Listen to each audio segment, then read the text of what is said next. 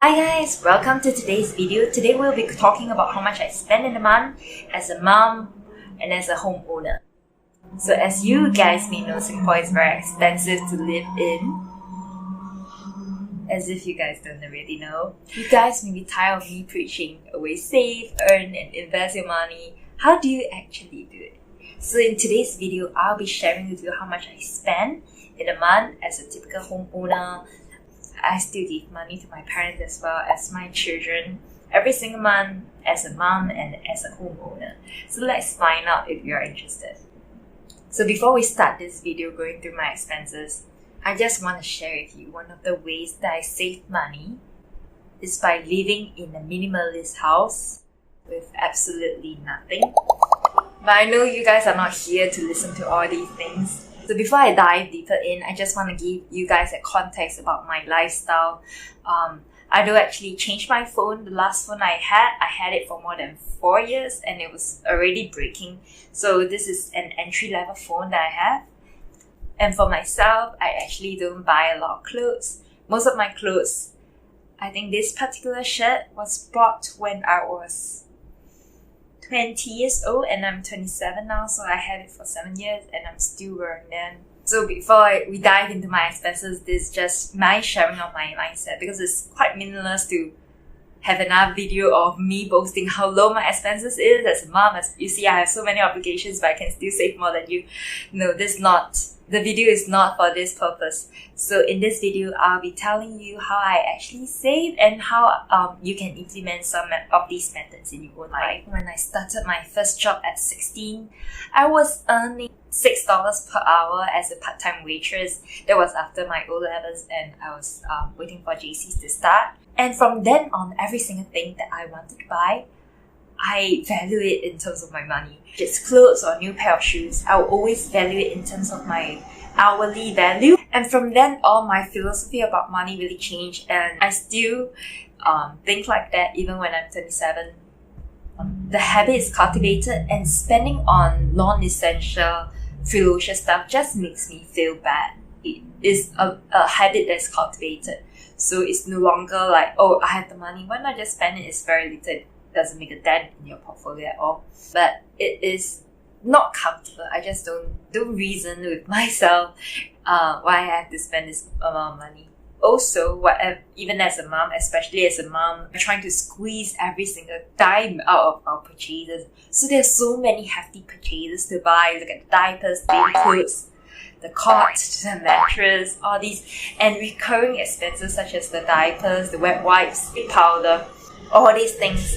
They are expensive and recurring in nature, so I always try to squeeze every single cent out of it. One of the ways I do is to use a cashback credit card. So I'm based in Singapore and I use the Amex card for 1.5% cashback. So because I'm a new card owner, they actually give 3% cashback for the first 6 months, which is really awesome. So a lot of credit cards have this credited Grab top-up, e-wallet top-ups as eligible transactions, except for Amex. So this is still eligible. I am still topping up from Amex to my Grab and paying from my Grab, so I'm double dipping rewards from my Amex cashback as well as my Grab points. So this is how I usually spend money. Although it's just a few cents, just feel comfortable with hunting for the best bargains. As a parent or a cash-strapped student, you might understand my situation and resonate with what I'm saying.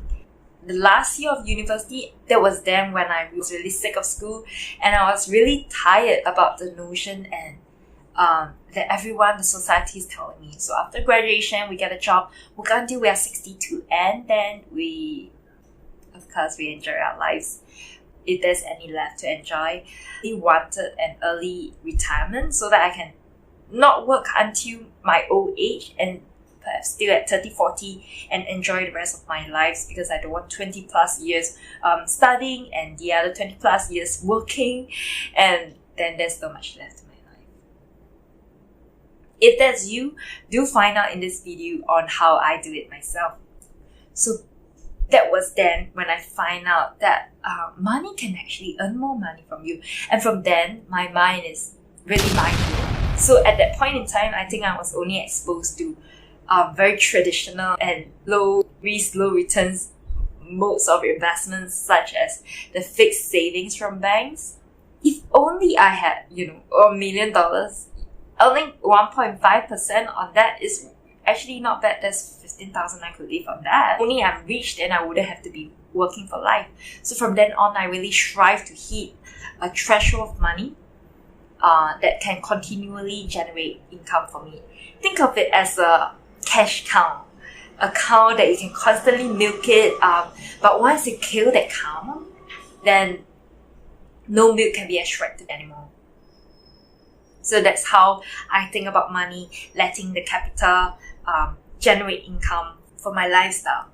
And then when I shared this philosophy to my rest of the colleagues, they just look at me and say that, what's the point of money if you can't enjoy it? And actually, I couldn't really understand what they're saying, because I don't feel that my lifestyle is compromised in any way. I'm still living the same lifestyle as I am as a student. And I don't feel that it's a very big decrease in the quality of my life. And what I value more, I place more value in experiential things rather than materialistic things. At 27, I don't own any branded handbags. I don't even own much clothes. This is my lifestyle, and I don't think that the low quality lifestyle, when I was younger and I look at them, they are like really high earning executives tied up to a golden handcuff. They are rich, but they are unhappy. They are tied up to job and forced to continue working because of their high spending habits. And from that, they feel unhappy and they spend more for retail therapy, to relax themselves, realizing they have more bills to pay, and life goes on. So it's like a rat race that's never ending. And then worrying that I may outlive my retirement savings even at old age.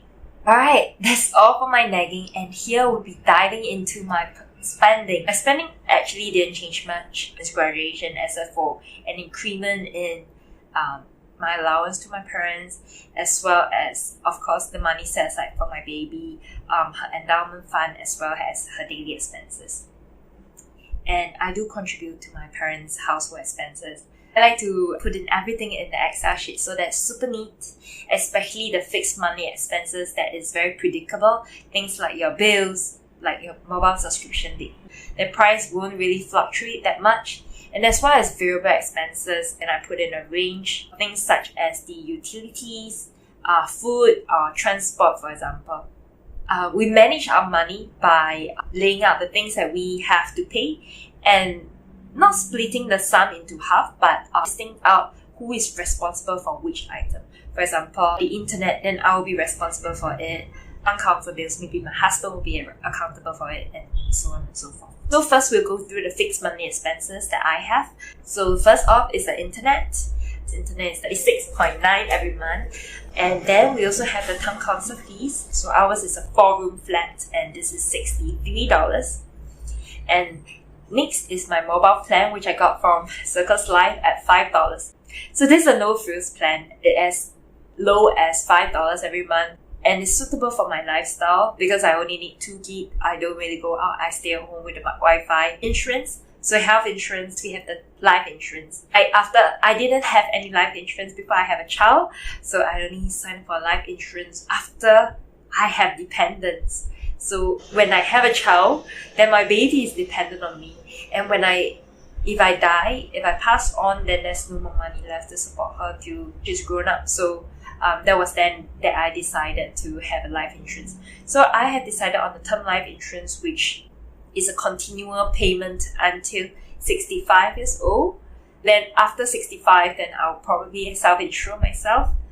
Then we also have the monthly parents' allowance as well as my family allowance. I pay for my mom's health insurance as well, my mom's phone bill.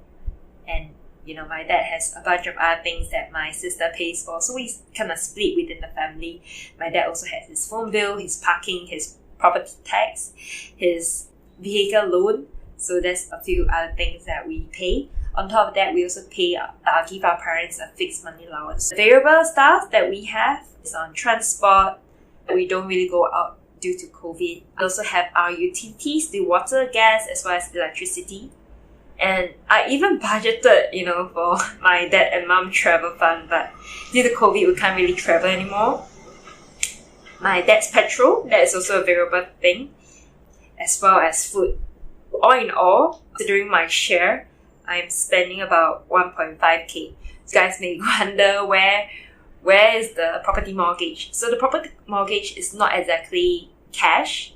It's paid out from CPF. We don't consider that necessarily a cash outflow. And that's all I have to share about my expenses.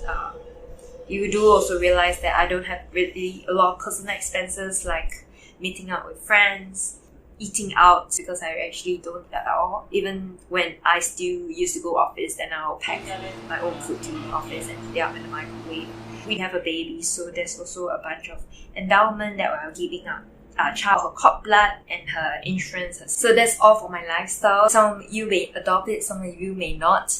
I'm just sharing on how I managed to keep a low spending rate, even with more family obligations. And I like to keep all this money in my assets to continue generating income for me, to build a bigger cash cow that can produce better and more milk. If you like this kind of content, do consider subscribing and liking my video.